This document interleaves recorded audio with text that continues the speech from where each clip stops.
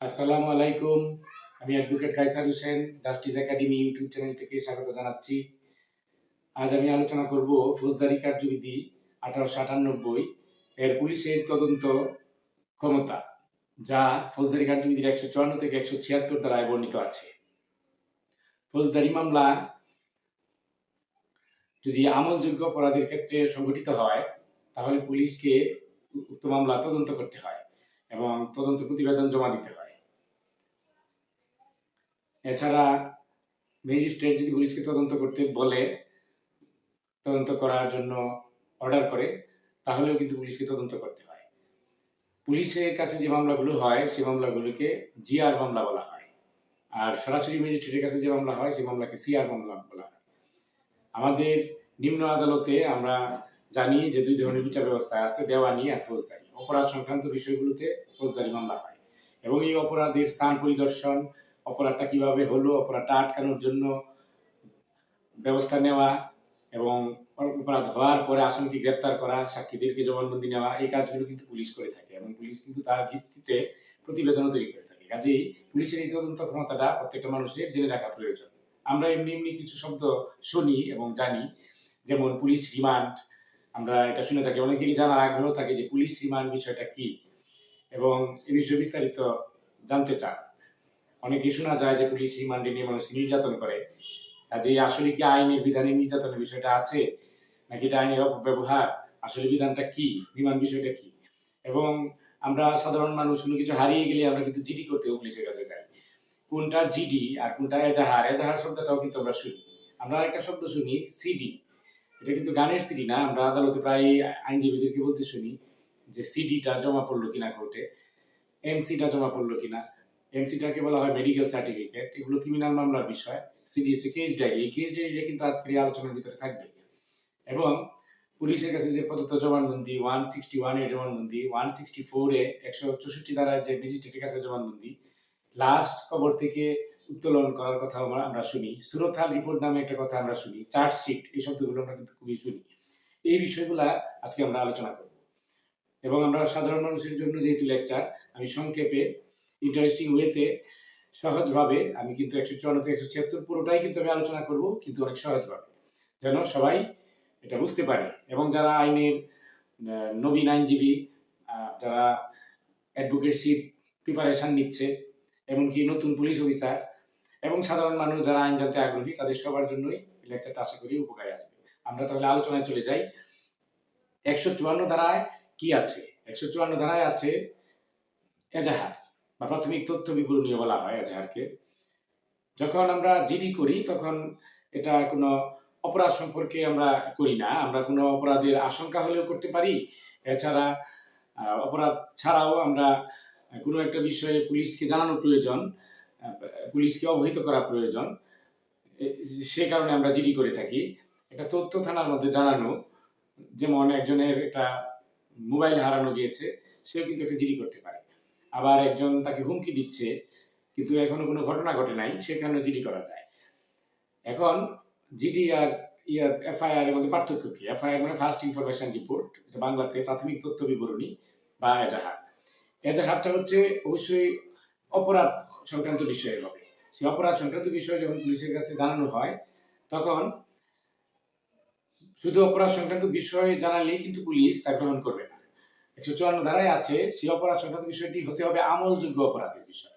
তাহলে পুলিশ যদি মৌখিকভাবে সেটা জানানো হয়, সেটা লিখে রাখবে। তবে সাধারণত ইন প্র্যাকটিসে আমাদের দেশে যেটা দেখা যায়, সাধারণত সব সময় লিখিত আকারেই পুলিশের কাছে নিয়ে যেতে হয়, এমনকি কম্পিউটার কম্পোজ করে নিয়ে যেতে হয়। যদি আইনে বিষয়টা নাই, আইনের বিষয়টা হচ্ছে মৌখিকভাবেও জানানো যাবে, জানাইলে পুলিশ সেটা লিখে রাখবে। এছাড়া লিখিতভাবে দেওয়া যাবে। আর পুলিশ যেখানে মৌখিকভাবে জানানোর পর লিখে রাখবে, সেখানে কিন্তু আবার সংবাদদাতাকে পরে শোনানো হবে এবং অবশ্যই তার স্বাক্ষর থাকবে, যিনি এফআইআর করবেন। এবং এটা একটা নির্দিষ্ট বই আছে, সেই বই লেখা থাকবে। এখন একটা যে কথা আমরা বললাম আমলযোগ্য অপরাধ, এটাই মানুষের জানা প্রয়োজন। এটাই হচ্ছে ইন্টারপ্রিটেশনের বিষয়। আমলযোগ্য অপরাধটা কি? আমলযোগ্য অপরাধের একটা সংজ্ঞা আছে। সংজ্ঞাটা হচ্ছে যে পুলিশ ম্যাজিস্ট্রেটের আদেশ ছাড়া, ম্যাজিস্ট্রেটের ওয়ারেন্ট আদেশ, অর্থাৎ আসামিকে গ্রেপ্তার করার যে আদেশ, সেটাকে ওয়ারেন্ট আদেশ বলে, সেটা ছাড়া আসামিকে গ্রেপ্তার করতে পারে, এটা ছাড়াই করতে পারে। এটাই হচ্ছে আমলযোগ্য অপরাধ। আর ওয়ারেন্ট নিয়ে করতে হয় বিনা আমলযোগ্য অপরাধ। ইংরেজিতে বলা হয় আমলযোগ্য অপরাধকে কগনিজেবল অফেন্স, আর নন কগনিজেবল অফেন্স বলা হয় বিনা আমলযোগ্য বা আমল অযোগ্য অপরাধ। এখন আমলযোগ্য অপরাধ কোনগুলো সেগুলো কিন্তু ফৌজদারি কার্যবিধির সেকেন্ড তফসিল, দ্বিতীয় তফসিলে কিন্তু বর্ণিত আছে। এখন এতটুকু বলে ফেললে তো হবে না, আমি যেহেতু আলোচনা করছি এটা তো বইয়ের মধ্যে আছে। আমি বলেও দিচ্ছি যে কোন কোন অপরাধগুলো আমলযোগ্য, আমি বলে দিচ্ছি সংক্ষেপে। বিস্তারিত সবটা পেনাল কোডের ধারা বলা কঠিন। পেনাল কোড আমরা আরেকটা লেকচার আছে আমার, সেখানে পেনাল কোড সম্পর্কে বলা আছে। সেই পেনাল কোডে কিন্তু বিভিন্ন অপরাধের শাস্তির কথা বলা আছে। সেখানে যেই অপরাধগুলো তদন্ত করার প্রয়োজন, এমনিতেই কমন সেন্স মানুষের কাজ করে যে এই ব্যাপারগুলোতে পুলিশ যাওয়া প্রয়োজন, তদন্ত করার প্রয়োজন, এবং এই অপরাধগুলো বড় অপরাধ, এগুলো বেশিরভাগই কিন্তু আমলযোগ্য। যেমন আঘাত, গুরুতর আঘাত, চুরি, দস্যুতা, ডাকাতি, খুন, এগুলো কিন্তু এই বড় বড় অপরাধগুলো কিন্তু অনধিকার গৃহপ্রবেশ, এমনকি বেআইনি সমাবেশ, দাঙ্গা, এগুলো সবই কিন্তু আমলযোগ্য অপরাধ। এখানে খুবই কম ধারা আছে, যেমন আঘাত, গুরুতর আঘাতের মধ্যে 334 এবং 323 ধারা। 323 ধারা আছে শুধুমাত্র সাধারণ আঘাত, আর 334 ধারা আছে কেউ যদি উত্তেজনা প্রদান করে তারপরে আঘাত। এই দুটোই হচ্ছে বিনা আমলযোগ্য, আর বাকি কিন্তু আঘাতের সবগুলো ধারাই আমলযোগ্য। খুনের, হত্যার, আত্মহত্যার চেষ্টা, আত্মহত্যার প্ররোচনা, এগুলো সবই কিন্তু আমলযোগ্য অপরাধ। অর্থাৎ এখানে এই অপরাধগুলোতে পুলিশ কিন্তু চুরি, দস্যুতা, ডাকাতি, এই অপরাধগুলোতে কিন্তু পুলিশ কিন্তু ম্যাজিস্ট্রেটের অনুমতি লাগবে না, ঘটনাস্থলে নিজেই চলে যেতে পারবে পুলিশকে এজাহারের মাধ্যমে জানানোর পরে। এইগুলো হচ্ছে আমলযোগ্য অপরাধ। এছাড়া কিছু বিনা আমলযোগ্য অপরাধ আছে, যেমন এই অপরাধগুলো বড় কিন্তু আবার বিনা আমলযোগ্য অপরাধ। কাজে অপরাধগুলো বড় আর ছোট এই ভিত্তিতে আমলযোগ্য বিনা আমলযোগ্য মনে করলে হবে না। যেমন রাষ্ট্রদ্রোহিতা, এটা বড় অপরাধ কিন্তু এটা কিন্তু বিনা আমলযোগ্য। বিনা আমলযোগ্য এই কারণে যে ম্যাজিস্ট্রেটের অনুমতি লাগবে, কারণ এখানে তো আসলেই যে ব্যক্তির বিরুদ্ধে অভিযোগ তিনি রাষ্ট্রদ্রোহিতা করেছেন কিনা, বা মিসক্যারেজের বিষয়, মিসক্যারেজ একটা বড় অপরাধ, কিন্তু সেখানে কিন্তু আসামিকে গ্রেপ্তার করতে পারবেন না, পুলিশ কিন্তু ম্যাজিস্ট্রেটের অনুমতি নিয়ে যেতে হবে। কারণ এখানে ডাক্তারের পরীক্ষার বিষয় যে আসলে মিসক্যারেজ হয়েছে কিনা। কিন্তু কিছু বিষয় আছে যেখানে পুলিশে যাওয়া প্রয়োজন, যেমন চুরির ক্ষেত্রে চুরিকে ধরতে যাওয়ার জন্য প্রয়োজন।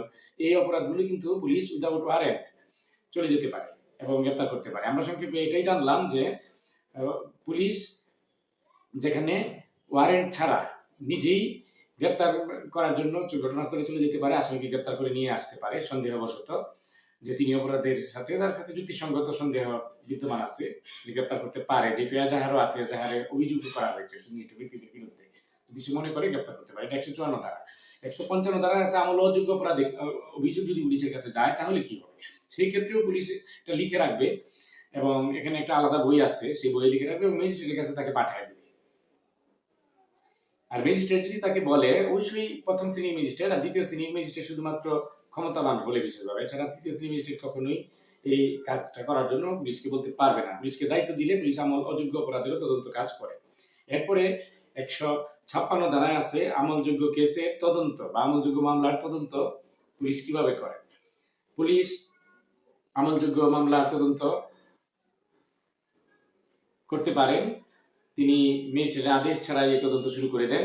এবং 157 ধারায় আছে আমলযোগ্য অপরাধ সম্পর্কে সন্দেহের ক্ষেত্রে পদ্ধতি, অর্থাৎ আমলযোগ্য মামলার আমলযোগ্য একটা অপরাধ সম্পর্কে পুলিশের যদি সন্দেহ হয় তাহলে কিন্তু পুলিশ ঘটনাস্থলে অভিমুখে রওনা দিতে পারে এবং তিনি ঘটনা অনুসন্ধান করতে পারেন। তারপর আমরা যদি যাই, এরপরে যে ইম্পর্টেন্ট ধারা সেটা হচ্ছে 161 ধারা। 161 ধারাটা 161 নামে বেশি পরিচিত। এই ধারাটা খুবই ইম্পর্টেন্ট। পুলিশ যখন ঘটনাস্থলে যাবেন, ঘটনাস্থলে গিয়ে একটা অপরাধ সংঘটিত হইলো, ওখানে গেলেন, গিয়ে কি করবেন, উনি বিভিন্ন মানুষের জবানবন্দি নেবেন। যদি কোনো ব্যক্তি এমন জবানবন্দি দিতে গিয়ে এমন কথা বলতে হয় তিনি নিজেই কারাদণ্ডে দণ্ডনীয় হয়ে যাবেন অথবা তার সম্পত্তি বাজেয়াপ্ত হবে, শুধু সেই গ্রাউন্ডে তিনি বলবেন না পুলিশকে কিছু। এছাড়া যে কোনো প্রশ্নের উত্তর পুলিশ দিবেন, তবে এটা কিন্তু লিখিত করে রাখবেন পুলিশ। তবে এই জবানবন্দিটা স্বাক্ষরিত হবে না, অর্থাৎ যিনি জবানবন্দি দিচ্ছেন তার স্বাক্ষর নেওয়া যাবে না। যদিও এফআইআর কিন্তু বলা আছে যিনি এফআইআর করবেন তিনি স্বাক্ষর দিবেন, এটা কিন্তু মনে রাখতে হবে। এরপরে হচ্ছে এটা কিন্তু বলা আছে 162-তে। তারপরে 163 ধারা একটা ইম্পর্টেন্ট ধারা। 163 ধারাতে বলা আছে যে পুলিশের কাছে যে জবানবন্দিটা দেওয়া হবে 161 আঙ্গিকেই, সেখানে পুলিশ কাউকে প্রলোভন দেখাতে পারবে না, কাউকে ভয়ভীতি প্রদর্শন করতে পারবে না, কাউকে হুমকি দিতে পারবে না, কাউকে প্রতিশ্রুতি দিতে পারবে না যে আপনার কাউকে প্রতিশ্রুতি দেওয়া, কাউকে ওয়াদা করানো বা কাউকে হুমকি দিতে পারবে না এই জবানবন্দিটা দিতে। মানুষ স্বেচ্ছায় যে যা মন চায় তাই জবানবন্দি দিবে। এই জবানবন্দিটাই পুলিশ নিবে। ১৬৪ ধারা একটা অত্যন্ত ইম্পর্টেন্ট ধারা। ১৬৪ ধারায় আছে আসামির দোষ স্বীকারোক্তিমূলক জবানবন্দি। নট সাক্ষীদের জবানবন্দি, আসামির দোষ স্বীকারোক্তিমূলক জবানবন্দি। যাদেরকে সন্দেহ করে গ্রেপ্তার করা হবে তারা ম্যাজিস্ট্রেটের কাছে দোষ স্বীকার করে জবানবন্দি দিতে পারেন, তারা বলতে পারেন তাদের অপরাধের কথা। কিন্তু ১৬৪ ধারার শুধুমাত্র ভিত্তি করে মামলায় কিন্তু বিচার হবে না। কারণ অনেক সময় মানুষ আবেগের বশীভূত হয়ে বা নানান ঘটনায় পড়ে মিথ্যা কথাও বলতে পারে। এটা প্রমাণের বিষয় যে সে সত্য বলেছে কিনা, এটার জন্য পরবর্তীতে বিচার প্রক্রিয়া হবে। বিচার প্রক্রিয়াতে এটা সহায়ক হিসাবে কাজ করবে, গুরুত্বপূর্ণ ছাত্র হিসাবে কাজ করবে। এই জন্য ম্যাজিস্ট্রেট কিন্তু যিনি দোষ স্বীকারোক্তিমূলক জবানবন্দি দিবেন তাকে বলবেন যে আপনি এখন ম্যাজিস্ট্রেটের সামনে আছেন, আপনার কোনো ভয়ভীতি নাই, আপনি স্বেচ্ছায় বলতে পারেন, আপনার কি বলতেই হবে এমন কোনো কথা নাই, আপনি যদি বলেন তাহলে কিন্তু এটা আপনার বিরুদ্ধে প্রয়োগ করা হবে। এরপরে কি আপনি বলতে চান? তারপরে যদি সে রাজি হয় সে বলতে পারে। কেউ যদি দোষ স্বীকারোক্তি দেয় এটা ১৬৪ ধারায় লিপিবদ্ধ করে রাখা হবে। তারপরের যে ধারাটা ইম্পর্টেন্ট সেটা হচ্ছে পুলিশ সার্চ করতে পারবে, তল্লাশি করতে পারবে, তল্লাশি পরোয়ানা ইস্যু করতে পারবে ১৬৫, ৬৬ ধারা। এরপরে ৬৭ ধারাতে আছে রিমান্ড। আমরা যেটা শুরুতেই বলছিলাম পুলিশ রিমান্ড। ২৪ ঘন্টার মধ্যে তদন্ত যদি শেষ না করা যায় তাহলে পুলিশের যে সাব ইন্সপেক্টর পদমর্যাদা সম্পন্ন পুলিশ অফিসার যিনি তদন্তকারী কর্মকর্তা হবেন তিনি কিন্তু আসামিকে রাখতে পারবেন না, আসামিকে ম্যাজিস্ট্রেটের কাছে প্রেরণ করবেন। এবং প্রেরণ করা হলে তিনি কিন্তু একটা রিমান্ডের আবেদন করতে পারবেন। অর্থাৎ তিনি আদালতে দরখাস্ত দিয়ে আসামিকে আরো জিজ্ঞাসাবাদ করা প্রয়োজন, যেহেতু আসামিকে তিনি আর রাখতে পারেন নাই, ২৪ ঘন্টা বেশি রাখা যায় না। যদি মাঝখানে ছুটির দিন পড়ে যায় শুক্রবার তাহলে তিনি জেল হাজতে ইয়েতে থাকেন, কাস্টডিতে থাকেন, সেফ কাস্টডিতে থাকেন। কিন্তু কিন্তু তার তদন্তটা করতে গেলে এরপরে যেদিনে আদালত খুলে প্রডিউস করা যত দ্রুত সম্ভব প্রডিউস করা হয়, যেই সময়টা ব্যয় হয় তাকে কোথাও যদি ভ্যানে করে নিয়ে যাওয়া হয় তাহলে সেই সময়টা বাদ যায়। কিন্তু এরপর তদন্ত কাজ সম্পন্ন করা যেহেতু গেল না সেহেতু পুলিশ অফিসার কিন্তু রিমান্ডের আবেদন করতে পারে। এই রিমান্ড কিন্তু সব মিলিয়ে ১৫ দিনের বেশি হবে। এবং রিমান্ডের আদেশটা যিনি দিবেন তিনি যদি তৃতীয় শ্রেণীর ম্যাজিস্ট্রেট হন তিনি দ্বিতীয় শ্রেণীর ম্যাজিস্ট্রেটের কাছে, আর দ্বিতীয় শ্রেণীর ম্যাজিস্ট্রেট হলে প্রথম শ্রেণীর ম্যাজিস্ট্রেটের কাছে, যদি তিনি চিফ জুডিশিয়াল ম্যাজিস্ট্রেট হন বা চিফ মেট্রোপলিটন ম্যাজিস্ট্রেট হন তাহলে তিনি দায়রা জজের কাছে তিনি এটা একটা প্রেরণ করবেন এই আদেশটা, যে তিনি এই আদেশটা দিয়েছেন। এবং এরপরে যেই ধারাটা ইম্পর্টেন্ট আমাদের আজকের আলোচনায় সেটা হচ্ছে পুলিশ রিপোর্ট ১৭৩ ধারা। এখানে একটা শব্দ আছে ফাইনাল রিপোর্ট। এই ফাইনাল রিপোর্ট শব্দটা কিন্তু পিআরবিতে আছে, যে পুলিশের যে অ্যাক্ট, রেগুলেশন অ্যাক্ট সেখানে আছে, কিন্তু ফৌজদারি কার্যবিধিতে কিন্তু ফাইনাল রিপোর্ট এখানে আছে চার্জশিট বা পুলিশ রিপোর্ট, এটাকে ইংরেজিতে চার্জশিট বলা হয়। এই পুলিশ রিপোর্টটা কিন্তু পুলিশ ১৭৩ ধারায় যে মামলার যে তদন্ত করলেন, তিনি যে গেলেন ঘটনাস্থলে, কি কি পেলেন, কাকে সাক্ষী নিয়ে, সব কিছুর উপরে ভিত্তি করে কি কি ফাইন্ডিংস তার হলো এই অপরাধ সংক্রান্ত বিষয়ে, কারা আসামি এবং তাদেরকে কেন তিনি ধরলেন, এই সব কিছু বিষয়ে তিনি একটা প্রতিবেদন আদালতে জমা দিবেন, যেটাকে বলা হয় পুলিশ রিপোর্ট ১৭৩ ধারা। এর আগে ১৭২ ধারাও আছে একটা, এটা একটু বলিনি, সেটা হচ্ছে কেস ডায়েরি, যেটা আমি শুরুতে বলছিলাম যে সিডি কেস ডায়েরি। তিনি কিন্তু একটা কেস ডায়েরিও তৈরি করেন তার যে তদন্তের অগ্রগতি সম্পর্কে, প্রতিদিনের যে তার কার্যলিপি সেটাও কিন্তু আদালতে জমা দেন। এটা হচ্ছে ১৭২ ধারা। আর এই পুলিশ রিপোর্টের ভিতরে তিনি কিন্তু একটা সিদ্ধান্তে যান যে তিনি মানে আসামিকে অব্যাহতি দিবেন নাকি আসামিকে বিরুদ্ধে অভিযোগ গঠন করবেন। যদি তিনি অভিযোগ চার্জশিট জমা দেন তাহলে তিনি আনুষ্ঠানিকভাবে অভিযোগ দায়ের করলেন, অভিযোগ গঠন করলেন না, অভিযোগ দায়ের করেন। অভিযোগ গঠন করবেন, যেটাকে চার্জ বলা হয় সেটা ম্যাজিস্ট্রেট বা আদালত, সেটা পুলিশ করতে পারেন না। পুলিশের এটার ভিত্তিতে বিচারও হয় না, সিডির ভিত্তিতে বা চার্জশিটের ভিত্তিতে। তবে বিচারের সহায়ক হিসাবে এটা থাকে যদি অন্যান্য সাক্ষ্য দ্বারা সমর্থিত হয়, এবং এটা তাহলেও যে এটার ভিত্তিতেই হবে বিচার তা না, কিন্তু এটা বিচারের একটা পরিপূরক বা বিচারের একটা অংশ হিসাবে থাকে। এটার ভিত্তিতে বিচার প্রক্রিয়াটা করাটা সহজ হয়, এই জন্য পুলিশের এই তদন্ত কাজটা করতে হয়। তখন কিসের ভিত্তিতে কিভাবে জেরা হবে আইনজীবীরা ওটা বুঝতে পারে। এরপর আরেকটা যে বিষয় আছে সেটা হচ্ছে আত্মহত্যা যদি কোনো মানুষ করে তাহলে সেই আত্মহত্যা বা অনেক সময় মানুষ দুর্ঘটনায় মারা যায় বিভিন্ন জায়গায়, পুলিশ কিন্তু সেখানেও যায় এবং নির্বাহী ম্যাজিস্ট্রেটকে পুলিশ জানাইতে হয়, জেলা ম্যাজিস্ট্রেটকে জানায় পুলিশ কিন্তু সেখানে যায় এবং সেখানে সুরতহাল রিপোর্ট করে। সুরতহাল হচ্ছে তার যে চেহারাটা কেমন আছে, ওই যে ব্যক্তিটা মারা গেল তার শরীরে কোথায় কোথায় আঘাত আছে, তার চেহারা ছবিটা কিরকম অবস্থায় আছে, এটা কি বলা হয় সুরতহাল। সুরত মানে হচ্ছে চেহারা, চেহারাটা কেমন দেখা গেল, এটার উপরে একটা কিন্তু পুলিশ একটা প্রতিবেদন দেন। আরেকটা বিষয় আছে পোস্টমর্টেম। পোস্টমর্টেম আর সুরতহালকে অনেকেই হয়তো বা সাধারণ মানুষ হয়তো এক মনে করতে পারেন। পোস্টমর্টেম হচ্ছে ডাক্তারদের বিষয়। ডাক্তার কিন্তু একটা এমন ভাবে কোনো মানুষ মারা গেলে দুর্ঘটনায় বা আত্মহত্যা করে তখন কিন্তু এই মানুষটার স্বাভাবিক মৃত্যুর বাইরে মৃত্যু হলে কিন্তু এটাকে পোস্টমর্টেম করতে হয়, বা যখন মেরে ফেলা হয় কোনো মানুষকে তখন কিন্তু এটা পোস্টমর্টেম করা হয়। সেই পোস্টমর্টেমটা কিন্তু ডাক্তার করে। ডাক্তার এটাকে বলা হয় বাংলায় ময়না তদন্ত রিপোর্ট। অর্থাৎ কাটাছেঁড়া করে তার মৃত্যুর কারণটা নির্ণয় করা হয়। বডি কাটাছেঁড়া করলেই পরে সে আসলে হার্ট অ্যাটাকে মারা গেল, কোনো অসুখে মারা গেল, নাকি কোনো আঘাতে মারা গেল, সে আঘাতটা কিরকম, এই বিষয়গুলা নিশ্চিত হওয়া যায় এবং সেটা ডাক্তাররা নিশ্চিত হতে পারেন তাদের যে মেডিকেল সায়েন্সে পড়ালেখা তা দিয়ে। তখন তারা এটা নিশ্চিত হয়ে একটা প্রতিবেদন দেন যেটাকে ময়নাতদন্ত বলা হয়।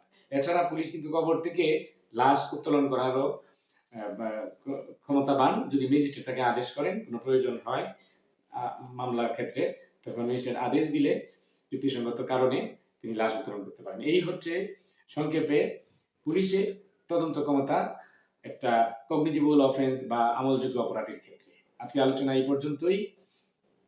আশা করি আমার পরবর্তী আরেকটা আলোচনায় আপনারা সংযুক্ত থাকবেন। আমার চ্যানেলকে সাবস্ক্রাইব করবেন, লাইক করবেন, কমেন্ট করবেন, শেয়ার করবেন। আপনাদের সবাইকে ধন্যবাদ।